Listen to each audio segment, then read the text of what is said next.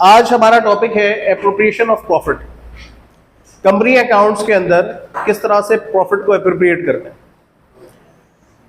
Company जब अपने financial statements बना लेती है, profit for the year calculate कर लेती है, तो उसके बाद कंपनी को अपने डिबेंचर्स के ऊपर इंटरेस्ट पे करना पड़ता है। इसको कहते हैं फाइनेंशियल कॉस्ट।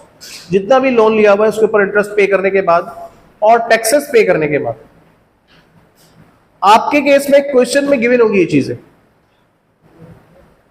जो भी क्वेश्चन में गिवन हो, इंटरेस्ट और टैक्सेस, वो आप डिडक्ट कर देंगे। उसके बाद जो प्रॉफिट आपके पास आएगा वो आपका net profit for the year है। उस net profit for the year में से आप चीजें एलोकेट करेंगे। उसमें जो सबसे पहला काम करते हैं हम, डिविडेंड की डिक्लेरेशन करते हैं।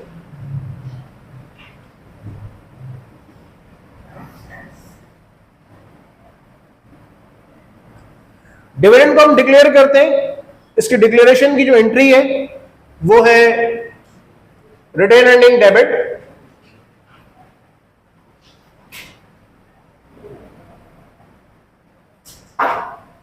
सपोज $1000 सपोज कर रहे हैं हम, अज्यूम्ड वैल्यू है, और cash dividend payable credit.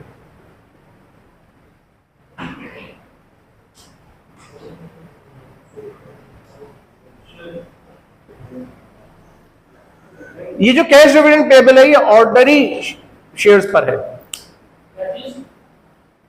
Dividend की जो एंट्री हमने पास की है ऑर्डिनरी शेयर्स के लिए। प्रेफरेंस शेयर्स के लिए हम कैश डिविडेंड के साथ लिखेंगे कि ये प्रेफरेंस डिविडेंड के लिए, प्रेफरेंस शेयर्स के लिए अमाउंट के साथ लिख देंगे। ऑर्डिनरी के लिए जरूरत नहीं लिखने की। इसके अलावा डिविडेंड पे करने की एक सूरत और होती है जहां हम मजीद कैश नहीं देते और शेयर्स इशू कर देते हैं, फर्दर शेयर्स। शेयर होल्डर से कहते हैं कि आप बजाय कैश लेने के इसकी वैल्यू के बराबर हमसे मजीद शेयर्स ले लें, तो इसे हम कहते हैं स्टॉक डिविडेंड। तो डिविडेंड जो है वो हमारे पास दो तरह के हो गए। एक हमारे पास हो गया कैश डिविडेंड और दूसरा हो गया हमारे पास स्टॉक डिविडेंड। स्टॉक डिविडेंड का मतलब क्या है? स्टॉक किसे कहते हैं हम? स्टॉक शेयर्स को कहते हैं। शेयर्स कहां खरीदे और बेचे जाते हैं? स्टॉक मार्केट में। शेयर की जो टर्मिनोलॉजी है वो ब्रिटिश टर्मिनोलॉजी है और स्टॉक जो है वो अमेरिकन टर्म है। ठीक है ना, सिर्फ टर्म का फर्क है, मीनिंग्स में कोई चेंजेस नहीं है। मीनिंग्स स्टॉक अमेरिकन है। कैपिटल स्टॉक कहते हैं ना शेयर्स कैपिटल को, अमेरिका में कहते हैं कैपिटल स्टॉक और यहां कहते हैं ब्रिटिश में शेयर्स कैपिटल। अच्छा, प्रैक्टिकली पाकिस्तान के अंदर हम जो रूल फॉलो करते हैं वो ब्रिटिश रूल्स हैं प्रैक्टिकली, और ओ लेवल्स के अंदर हम ब्रिटिश अकाउंटिंग पढ़ते हैं, सीए के अंदर हम ब्रिटिश अकाउंटिंग पढ़ते हैं, इंटरमीडिएट बीकॉम एमबीए बीबीए इन तमाम जगहों पर हम अमेरिकन अकाउंटिंग पढ़ते हैं। ये तो कोर्स जिन्होंने सेट किया है उन्होंने किया है। जो मैं नहीं कह रहा कि ऐसा करो, ये होता है। जो एसीसीए तो ब्रिटिश है ना, वो तो कोर्स ही ब्रिटिश है। वहां वेल्स, इंग्लैंड वेल्स में उसका वो है head office, ACCA, association of certified chartered accountant. अच्छा जी, अब आप स्टॉक डिविडेंड जब डिक्लेयर करते हैं तो उसकी एंट्री क्या पास करते हैं? Retained earning debit. Suppose $500 suppose, और स्टॉक डिविडेंड पेबल क्रेडिट।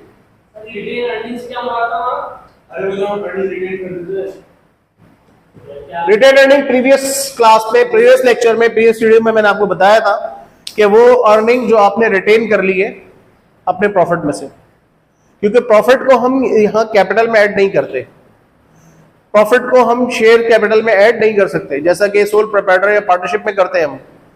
तो यहां हम प्रॉफिट को अलग से रखते हैं और उसके हेड का नाम है retained earning.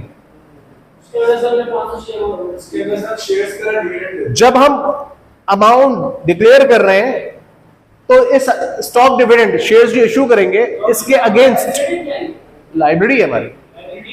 Stock dividend payable है ना, ये पेबल लाइब्रेरी है।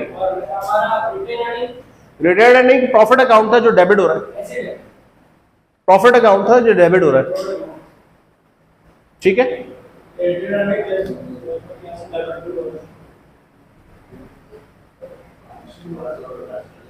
जब आप कोई पेमेंट करते हैं या पेमेंट करने का वादा करते हैं,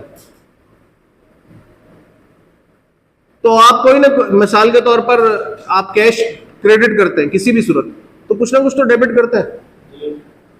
अगर आप सैलरी पे कर रहे हैं तो सैलरी एक्सपेंस को डेबिट करते हैं। और अगर आप ये कहते हैं कि जी लाइब्रेरी क्रिएट कर रहे हैं आप, कि आई विल पे यू, अब जिस अकाउंट से पे करेंगे आप, वो अकाउंट डेबिट हो जाएगा। प्रॉफिट जो है वो आपका रिटेन अर्निंग प्रॉफिट अकाउंट है। आप पेमेंट कहां कर रहे हैं? आउट ऑफ प्रॉफिट कर रहे हैं ना। जब पेमेंट आउट ऑफ प्रॉफिट करेंगे तो प्रॉफिट अकाउंट कम हो रहा है, डिक्रीज हो रहा है। डिक्रीज होगा तो डेबिट हो जाएगा, डिक्रीज होगा तो डेबिट हो जाएगा, ऑब्वियस बात है। इस स्टेज पर आकर अगर आप rules of debit and credit भूल रहे हैं, इट मींस कि आप प्रैक्टिस नहीं कर रहे। और मैं आपको ये बताऊंगा, जैसे आपको अपना नाम याद है, अगर सोते में से कोई उठा के आपको पूछता है कि आपका नाम क्या है, तो आप बता देते हैं जमाई लेते हुए भी कि मेरा नाम ये है। इसी तरह से आपको rules of debit and credit याद होने चाहिए। आइडेंटिफिकेशन ऑफ अकाउंट्स आपको हर लम्हा आनी चाहिए। आप आइडेंटिफाई कर सके कौन एक्सपेंस है, कौन रेवेन्यू है, कौन लाइबिलिटी है, क्या एसेट है। अगर ये चीजें नहीं आती तो फिर तो बेसिक्स नहीं आती। बेसिक्स नहीं आती तो अकाउंटिंग पढ़ने का कोई फायदा ही नहीं। क्योंकि अभी आप स्टेज क्या है अपना, आप कंपनी अकाउंट्स पढ़ रहे हैं, आप सोल प्रोप्राइटरशिप पढ़ चुके हैं। अब इसका सिर्फ ओनरशिप का स्ट्रक्चर चेंज हुआ है, बाकी तमाम चीजें सेम है। अगर आप आउट ऑफ प्रैक्टिस है तो ये आपसे उम्मीद की जाती है कि आप प्रैक्टिस करके आए क्लास में। सेकंड चीज, डिविडेंड डिक्लेयर करने के बाद, चाहे वो कैश डिविडेंड हो या स्टॉक डिविडेंड हो, इसके बाद हमारे पास हम रिजर्व्स क्रिएट करते हैं। रिजर्व्स जो है हमारे पास, वो इसकी कैटेगरी के अंदर एक होता है जनरल रिजर्व, उसकी एंट्री भी यही होती है, रिटेन अर्निंग डेबिट, सपोज $200, और general reserve credit.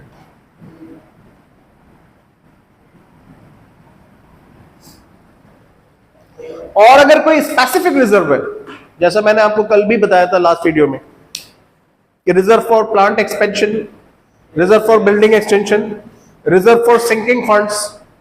Sinking funds क्या होता है हमारे, उसके लिए आप रिजर्व क्रिएट करते हैं। ये फंड क्रिएट किया जाता है